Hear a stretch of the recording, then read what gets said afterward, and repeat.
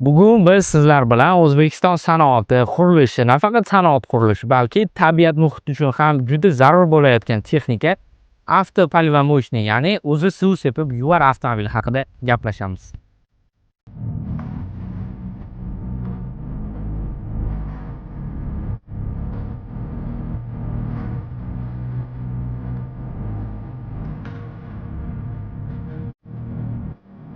Hozirgi kunda O'zbekistonda qurilayotgan ko'p obyektlarda chang va g'ubor masalasi yuqori o'rinlarda turibdi va bu o'rinlarni ekologik inspeksiyalar juda qattiq nazoratga olishmoqda.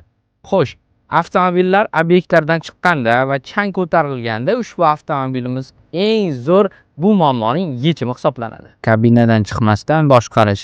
Haydovchi suv sepish tizimlarini oldi va orqa purkagichlarni to'g'ridan-to'g'ri kabina ichida qulay pult orqali bir tugma bilan boshqaradi. Noqulay ob-havoda ham tashqariga chiqish hojati yo'q. 30 metrgacha suv purkaydigan suv parlantirgich vadomet mashinaning orqa qismiga maxsus generator va suv parlantirgich uskunasi o'rnatilgan. Uning yordamida siz 30 metrgacha bo'lgan balandlikdagi daraxtlar va bino fasadlarini yuvishingiz, havodagi changni zumda yerga bostirishingiz va hatto favqulodda holatlarda yong'inni o'chirishingiz mumkin. Yoz issig'iga va qish sovuqlariga to'liq moslashgan bu texnika -20 dan +50 gradusgacha bo'lgan haroratlarda va 90% namlikda ham benuqson ishlaydi. Ya'ni O'zbekistonning o'ta issiq yoziga ham, qahraton qishiga ham to'liq javob bera oladi. Ko'p tarmoqli qo'llanilishi ushbu avtomobil nafaqat qurilishda, balki ko'kalamzorlashtirish, yo'llarga suv sepish, asfalt haroratini tushirish hamda obodonlashtirish ishlarida ham beminnat yordamchingizga aylanadi.